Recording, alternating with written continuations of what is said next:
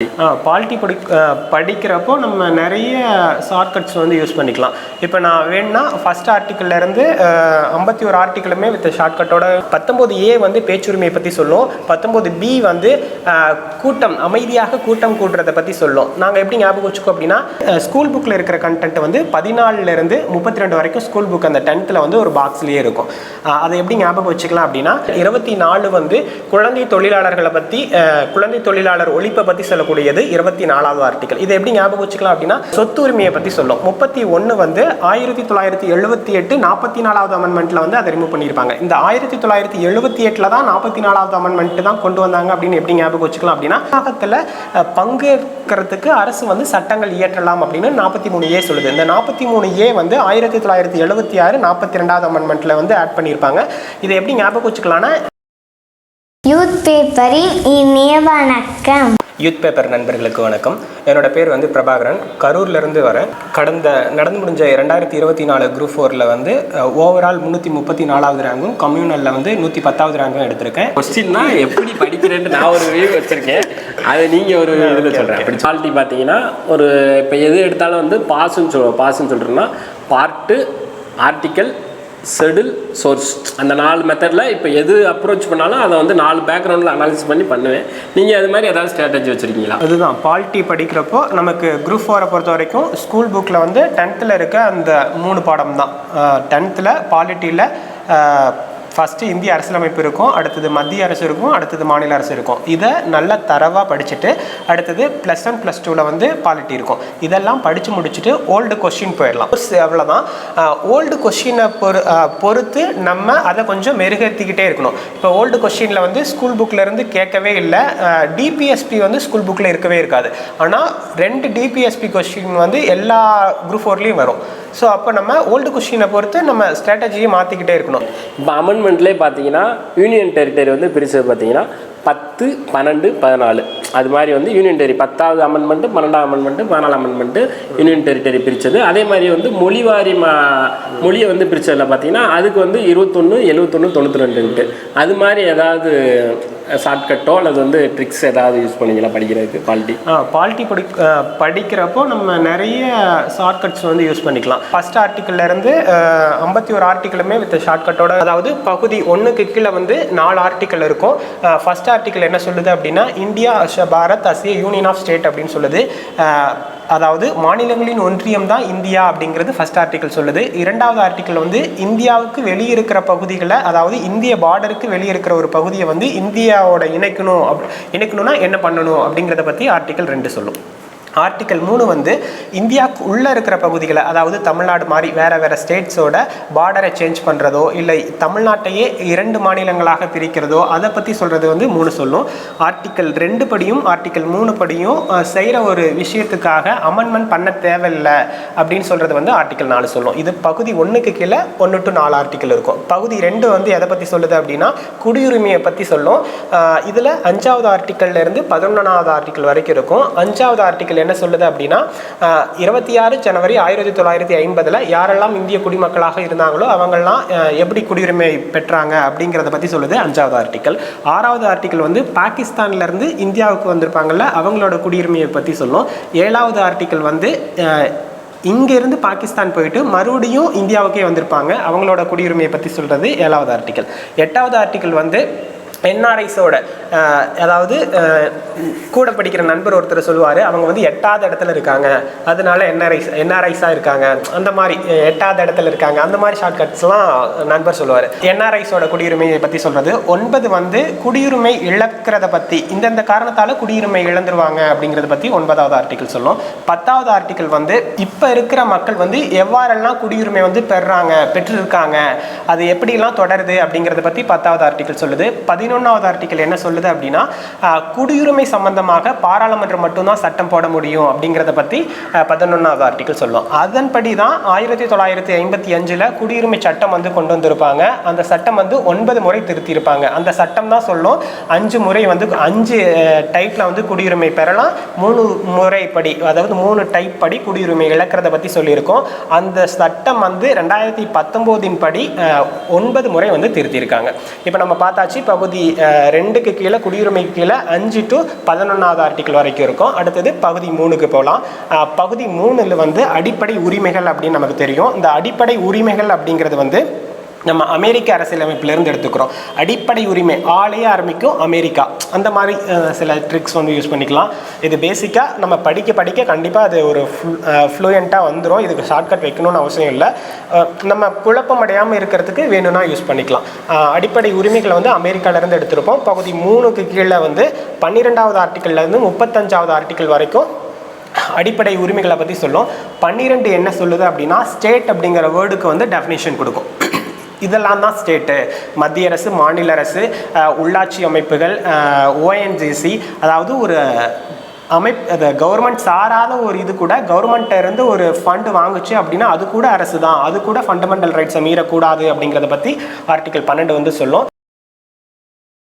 13வது article என்ன சொல்லுது அப்படின்னா ஒரு சட்டம் வந்து ஃபண்டமெண்டல் ரைட்ஸை எந்த அளவுக்கு வந்து மீறுதோ அந்த அளவுக்கு அந்த சட்டம் வந்து செல்லுபடி ஆகாது அப்படிங்கிறத பற்றி சொல்லுது ஆர்டிகல் 13.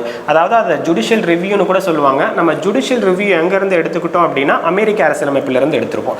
அடுத்தது 14லேருந்து ஸ்கூல் புக்கில் இருக்கிற கண்டென்ட் வந்து 14லேருந்து 32 வரைக்கும் ஸ்கூல் புக் அந்த 10th வந்து ஒரு பாக்ஸ்லேயே இருக்கும். அதை எப்படி ஞாபகம் வச்சுக்கலாம் அப்படின்னா 14லேருந்து 18 வரைக்கும் சமத்துவ உரிமையை பற்றி சொல்லும். சட்டத்திற்கு முன் அனைவரும் சமம் அப்படின்னு ஆர்டிகல் 14 சொல்லும்.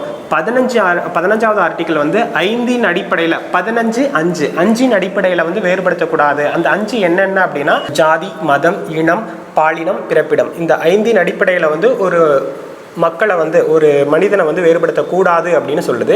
அடுத்து இதே வேலை வாய்ப்புகளில் வந்து வேறுபடுத்தி பார்க்கக்கூடாது அப்படின்னு சொல்கிறது 16வது ஆர்டிக்கல். 17வது ஆர்டிக்கல் என்ன சொல்லும் அப்படின்னா தீண்டாமையை பற்றி சொல்லுது.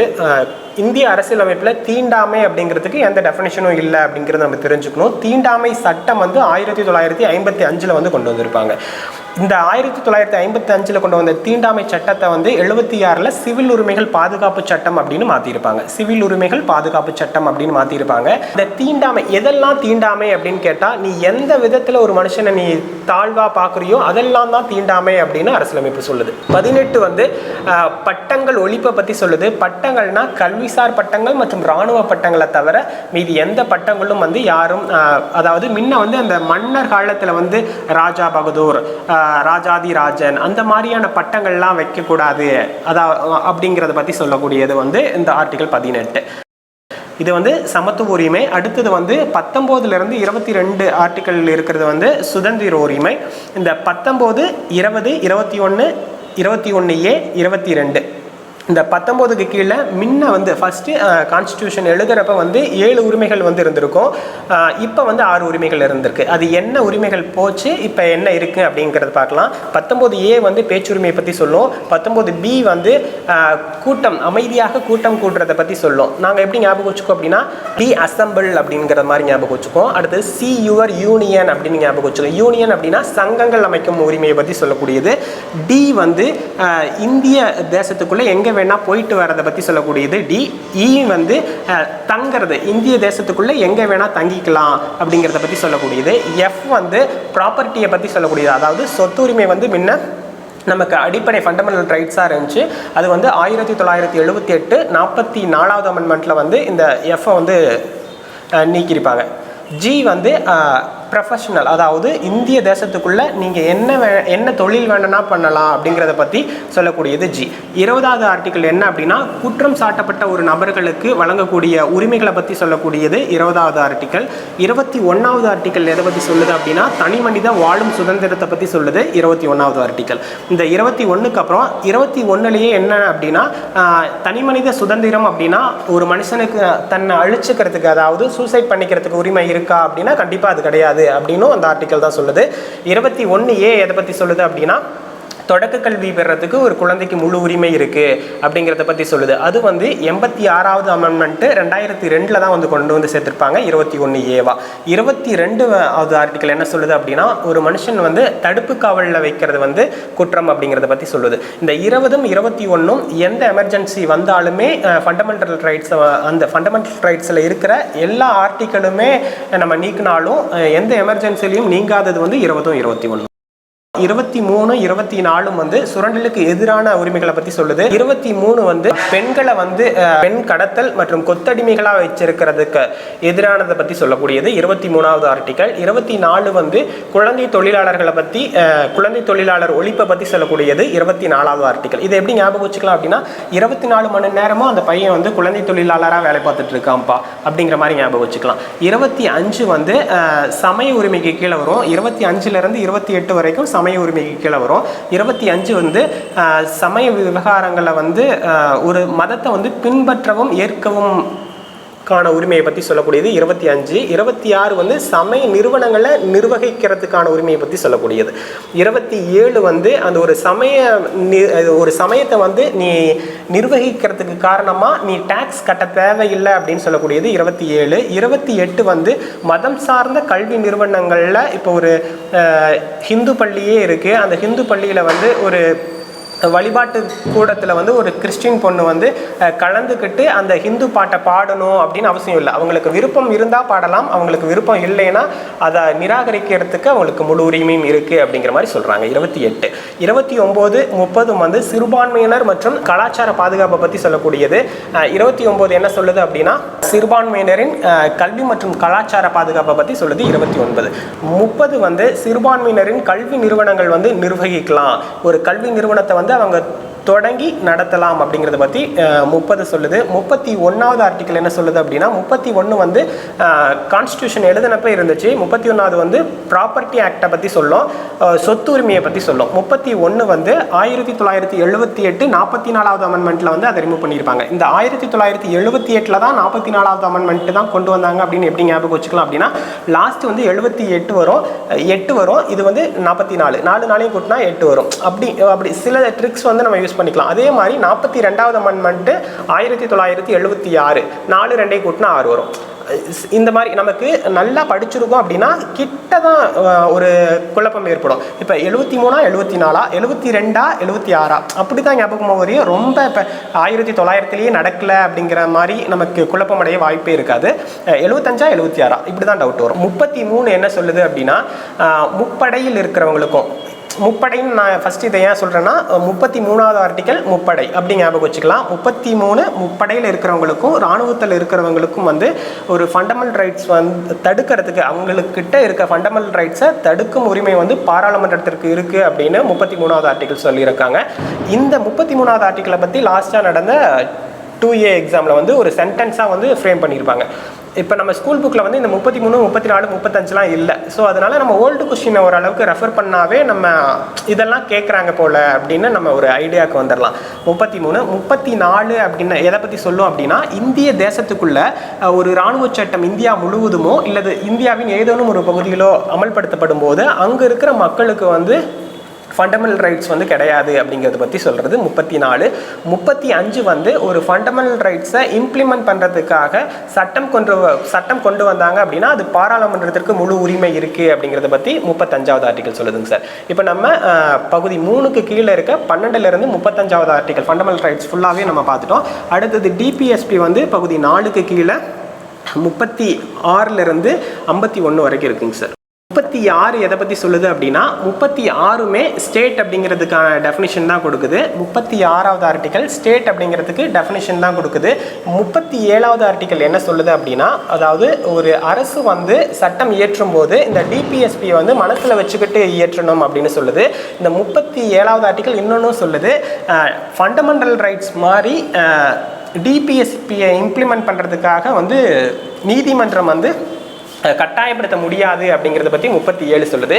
38 வந்து ஒரு இன்இக்வாலிட்டியை வந்து சரிசமம் பண்ணுறதுக்காக இங்கே வந்து ஏழையாகவே இருக்கிறான், பணக்காரனாக ஆகிட்டு இருக்கான், அந்த இன்இக்வாலிட்டியை வந்து சரிசமம் பண்ணுறதுக்காக அரசு வந்து முயலணும், அதுக்காக அரசு வந்து சட்டம் கொண்டு வரலாம் அப்படிங்கிறத பற்றி இந்த 38 சொல்லுதுங்க சார். 38 வரைக்கும் பார்த்துருக்கோம். 39வது ஆர்டிக்கல் என்ன சொல்லுது அப்படின்னா 39க்கு கீழே ABCDEF அப்படிங்கிற ஆர்டிகல்ஸ் இருக்குது, சப்டிவிஷன் இருக்கும். 39 39 கேபிட்டல் ஏ அப்படின்னு ஒரு ஆர்டிக்கல் இருக்குது. நம்ம 39 ஏவை பற்றி பார்க்கலாம். ஒரு வாழ்வாதாரத்தை வந்து அமைச்சு கொடுக்கறதுக்கு அரசு வந்து முயல வேணும். ஒரு சாதாரண மனுஷனுக்கு ஒரு வாழ்வாதாரத்தை அமைச்சு கொடுக்கறதுக்கு அரசு முயலணும் அப்படிங்கிறத பற்றி சொல்லுது 39 ஏ. 39 பி என்ன சொல்லுது அப்படின்னா, பொது வளங்களை வந்து சரிசமமாக பிரித்து கொடுக்கணும். பொது வளங்கள் அப்படின்னா கவர்மெண்ட் ப்ராப்பர்ட்டியே இருக்குது, அதை வந்து ஒரு ஊரில் இருக்க ஒரே சமூகம் எடுத்துக்காம 2-3 சமூகங்கள், இப்போ இந்த ஊரில் இருக்க ஒரு 5 சமூகம் இருக்குது அப்படின்னா அந்த 5 சமூகங்களுக்கும் ஈக்குவாலிட்டியாக பிரித்து கொடுக்கறதுக்கு அரசு முயலணும் அப்படிங்கிறத பற்றி சொல்லுது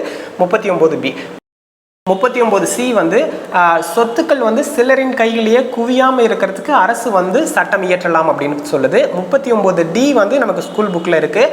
இதுதான் ஆணுக்கும் பெண்ணுக்கும் சம ஊதியத்தை பற்றி சொல்லக்கூடியது. இந்த ஆணுக்கும் பெண்ணுக்கும் சம ஊதியத்தின் கீழே தான் மகாத்மா காந்தி தேசிய ஊரக வேலைவாய்ப்பு திட்டம்லாம் கவர்மெண்ட் வந்து இம்ப்ளிமெண்ட் பண்ணியிருப்பாங்க.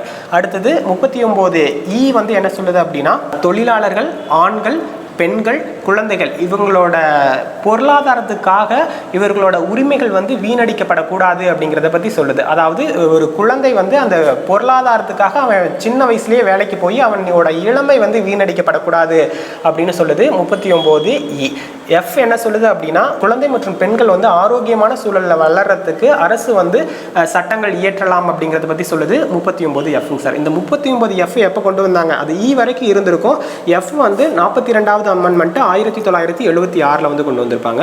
அடுத்து இது வந்து ஸ்மால் ஏல வரும். அடுத்தது 39 கேபிட்டல் ஏ அப்படின்னு ஒரு ஆர்டிக்கல் இருக்கு. இது வந்து இலவச சட்ட உதவியை பற்றி சொல்லக்கூடியது. அதாவது ஒரு சாமானியன் வந்து அவன் ஒரு கேஸ்க்காக ஒரு வக்கீலை வச்சு வாதாட முடியல அப்படின்னா அரசு வந்து இலவச சட்ட உதவி வந்து அவனுக்கு பண்ணி கொடுக்கணும் அப்படிங்கிறத பற்றி 39 கேபிட்டல் ஏ சொல்லுது. இதுவுமே 1976 42வது அமெண்ட்மெண்ட்ல வந்து சேர்த்திருப்பாங்க. அடுத்தது 40வது ஆர்டிக்கல் எதை பற்றி சொல்லுது அப்படின்னா, பஞ்சாயத்தை பற்றி சொல்லக்கூடியது தான் 40வது ஆர்டிக்கல். 40வது ஆர்டிக்கல் பஞ்சாயத்தை பற்றி சொல்லக்கூடியது. 41வது ஆர்டிக்கல் வந்து எதை பற்றி சொல்லுதுன்னா, right to work, right to education. அடுத்தது அந்த ஒரு ஓய்வூதியம் பெறுவதற்கான உரிமை, வேலை செய்கிறதுக்கு உரிமை இருக்குது, ஓய்வூதியம் பெறதுக்கும் உரிமை இருக்குது. இதுக்கெல்லாமே அரசு வந்து சட்டங்கள் இயற்றலாம். நம்ம நல்லா தெரிஞ்சுக்கணும், டிபிஎஸ்பியை வந்து அரசு வந்து செயல்படுத்தலாம், செயல்படுத்தாமலும் போகலாம். அதற்காக நம்ம கேஸ் போட முடியாது கோர்ட்டில். அடுத்தது 42வது ஆர்டிக்கல் என்ன சொல்லுது அப்படின்னா, மகப்பேறு உதவியை பற்றி சொல்லக்கூடியது. அடுத்தது 42லயே இன்னொன்று இருக்கு, ஒரு பணி சூழல் வந்து ஒரு மனிதாபிமான சூழலில் இருக்கணும். இப்போ நிறைய கடைகளில் பார்க்குறோம், சேல்ஸ்மேன்லாம் நின்றுக்கிட்டே வேலை பார்ப்பாங்க. அதுக்காக அரசு வந்து சட்டம் இயற்றலாம். அவங்க உட்காந்து இப்போ ஒரு கஸ்டமர் வராத நேரத்துலையாவது அவங்க உட்காந்து வேலை பார்க்கலாம் அப்படின்னு அரசு வந்து சட்டம் போடலாம். அப்படி சட்டம் போட்டாங்க அப்படின்னா அதை கம்பெனிஸ் வந்து இம்ப்ளிமெண்ட் பண்ணியே ஆகணும். 42 வந்து இது சொல்லுது. 42 என்ன சொல்லுதுன்னு மறுபடியும் பார்க்கலாம். பணிசூழல் வந்து ஒரு மனிதாபிமான தன்மையில் இருக்கணும். அடுத்தது மகப்பேறு உதவியை பற்றி சொல்லக்கூடியது 42. 43 எதை பற்றி சொல்லுது அப்படின்னா, ஒரு பேசிக் நீட்ஸ் வந்து 43லயே 43, 43A, 43B அப்படின்னு 3 இருக்கு. 43 வந்து ஒரு பேசிக் நீட்ஸ் வந்து ஒரு சாமானியனுக்கு வந்து கிடைக்கணும். பேசிக் நீட்ஸ்னா உண்ண உணவு, உடுக்க உடை, இருக்க இருப்பிடம். இருப்பிடம்னா நீ பங்களாலாம் கட்டித்தர தேவையில்ல, ஒரு குடிசையாவது அவன் இருக்கிறதுக்கு இருக்கணும். 3 வேளை உணவு போட முடியலனாலும் பரவாயில்ல, ஒரு வேளையாவது அவனுக்கு உணவு போடணும் அப்படிங்கிறத பற்றிலாம் சொல்லக்கூடியது 43வது ஆர்டிக்கல். 43லயே ஏ எதை பற்றி சொல்லுது அப்படின்னா, 43A அட்மினிஸ்ட்ரேஷன் நீங்கள் ஞாபகம் வச்சுக்கலாம். அதாவது தொழிலாளர்கள் வந்து நிர்வாகத்தில் பங்கேற்கிறதுக்கு அரசு வந்து சட்டங்கள் இயற்றலாம் அப்படின்னு 43A சொல்லுது. இந்த 43A வந்து 1976 42வது அமெண்ட்மெண்ட்டில் வந்து ஆட் பண்ணியிருப்பாங்க. இதை எப்படி ஞாபகம் வச்சுக்கலாம்னா, 43A அட்மினிஸ்ட்ரேஷனில் வந்து தொழிலாளர்கள் வந்து பங்கு பெறணும். இந்த நமக்கு தெரியும் 1976 42வது அமெண்ட்மெண்ட்டை கொண்டு வந்தது வந்து இந்திரா காந்தி அம்மையார் வந்து, முன்னாள் பிரதமர் இந்திரா காந்தி அம்மையார் வந்து கொண்டு வந்திருப்பாங்க. இது வந்து குறு அரசியலமைப்பு அப்படின்னு நம்ம ஸ்கூல் புக்லேயே இருக்கும். அடுத்தது 43B வந்து லாஸ்ட்டாக 2022 நடந்த டிஎன்பிஎஸ்சி எக்ஸாமில் வந்து கேட்டிருப்பாங்க. இந்த மாதிரி அமெண்ட்மெண்ட் தான் கேட்குறாங்க. ஒன்று டிபிஎஸ்பி கேட்குறாங்க, அப்படி இல்லைன்னா ரீசெண்டாக கொண்டு வந்த அமெண்ட்மெண்ட்டை கேட்குறாங்க. 43B 97வது அமெண்ட்மெண்ட் 2011 அரசியலமைப்பில் சேர்த்தாங்க. இது எதை பற்றி சொல்லுது அப்படின்னா, கூட்டுறவு சங்கங்களை பற்றி சொல்லுது. கூட்டுறவு சங்கங்கள் அமைக்கிறதுக்கு அரசு வந்து சட்டங்கள் இயற்றலாம் அப்படின்னு 43B வந்து சொல்லுது. அடுத்தது 44 வந்து யூனிஃபார்ம் சிவில் கோடை பற்றி சொல்லுது. யூனிஃபார்ம் சிவில் கோட் அப்படின்னு, அதாவது யூனிஃபார்மாக இருக்குது அப்படின்னு ஞாபகம் வச்சுக்கலாம். 4 நாளும் யூனிஃபார்மாக இருக்குது அப்படின்னு ஞாபகம் வச்சுக்கலாம். 44 யூனிஃபார்ம் சிவில் கோடை பற்றி இருக்குது. அதாவது ஒவ்வொரு சமூகத்திற்கும் ஒவ்வொரு சட்டங்கள் வந்து இருக்குது. சிவில் சட்டங்கள் வந்து குற்றவியல் சட்டங்கள் ஒன்றா இருந்தாலும் சிவில் சட்டங்கள் வந்து ஒவ்வொரு சமூகத்துக்கும் ஒவ்வொரு மாதிரி இருக்குது. அப்படி இருக்கக்கூடாது அப்படிங்கிறதுக்காக அரசு வந்து சட்டம் இயற்றலாம் அப்படின்னு 44 வந்து சொல்லுது. இப்போ ரீசெண்டாக கூட உத்தரகாண்ட் வந்து யூனிஃபார்ம் சிவில் கோடை வந்து ஃபஸ்ட்டு கொண்டு வந்திருப்பாங்க அவங்க ஸ்டேட்டில். நமக்கு சுதந்திரத்துக்கு முன்னாடியிலேருந்து யூனிஃபார்ம் சிவில் கோடு சட்டம் வந்து கோவாவில் வந்து நடைமுறையில் இருக்கும். 45 எதை பற்றி சொல்லுது அப்படின்னா, ஒரு குழந்தைக்கு வந்து தொடக்க கல்வி கொடுக்கறதுக்கு வந்து அரசு முயலணும். 6 to 14 வயசுக்கு உட்பட்ட குழந்தைக்கு வந்து தொடக்க கல்வி கொடுக்கறதுக்கு அரசு வந்து முயலலாம் அப்படின்னு சொல்லுது. இந்த 45ம் 21A சிமிலராக இருக்கும். அது வந்து அடிப்படை உரிமையில் இருக்கும், இது DPSPயில் இருக்கும். இதே மாதிரி 51K இருக்கும். கடமைகள்லையும் வந்து அடிப்படை, அதாவது தொடக்க கல்வி கொடுக்கறது வந்து பெற்றோர்கள் மற்றும் பாதுகாவலரோட கடமை அப்படின்னு 51K வந்து சொல்லும். அதை பின்னாடி பார்க்கலாம். இப்போ நம்ம 45 வரைக்கும் பார்த்துருக்கோம். 46 வந்து எதை பற்றி சொல்லுது அப்படின்னா, ஸ்பெஷல் ப்ரொவிஷன் ஃபார் SC/ST பீப்புள்ஸை பற்றி சொல்லும். அவங்களுக்காக, அதாவது பட்டியல் இனத்தவர் மற்றும் பழங்குடியினருக்காக ஒரு சிறப்பு சட்டங்கள் வந்து அரசு வந்து இயற்றலாம் அப்படின்னு சொல்லுது. 47 எதை பற்றி சொல்லுது அப்படின்னா, அதாவது மருத்துவ போதை மருந்துகளை தவிர, மருத்துவத்திற்கு பயன்படுத்துகிற ஒரு போதை மருந்துகளை தவிர மீதி அனைத்து போதை மருந்துகளையும் தடுக்கிறதுக்கு அரசு வந்து சட்டங்கள் இயற்றலாம் அப்படிங்கிறத பற்றி 47 சொல்லுது. 48 வந்து பசுவதை தடை சட்டத்தை பற்றி சொல்லுது. பசுக்களை வந்து கொல்லக்கூடாது, அதை எப்படிலாம் பாதுகாக்கலாம் அப்படிங்கிறத பற்றி 48 சொல்லுது. 48A வந்து இதுவும் 1976 42வது அமெண்ட்மெண்ட்ல சேர்த்தது தான். 48A சுற்றுச்சூழல் பாதுகாப்பை பற்றி சொல்லக்கூடியது. சுற்றுச்சூழல் பாதுகாப்பை பற்றி சொல்லக்கூடியது 48A. 49 எதை பற்றி சொல்லுது அப்படின்னா, நினைவு சின்னங்கள், தேசிய சின்னங்கள், நினைவு சின்னங்கள்லாம் எப்படிலாம் பாதுகாக்கலாம், அப்படி அது பாதுகாக்கிறதுக்கு அரசு என்ன சட்டங்கள் கொண்டு வரலாம் அதை பற்றி 49 சொல்லுது. 50 வந்து நிர்வாகத்திலிருந்து நீதித்துறையை வந்து பிரிக்கிறத பற்றி சொல்லக்கூடியது 50வது ஆர்டிக்கல். 51 என்ன சொல்லுது அப்படின்னா, இன்டர்நேஷனல் லாஸ்க்கெலாம் மரியாதை கொடுக்கறத பற்றி சொல்லுது. இன்டர்நேஷனல் லாஸ் அப்படின்னா பன்னாட்டு ஒப்பந்தங்கள், அதுக்கெல்லாம் நம்ம வந்து ஒரு மரியாதை கொடுத்து நடக்கணும் அப்படிங்கிறதுக்காக அரசு வந்து சட்டம் இயற்றலாம் அப்படின்னு சொல்லுது.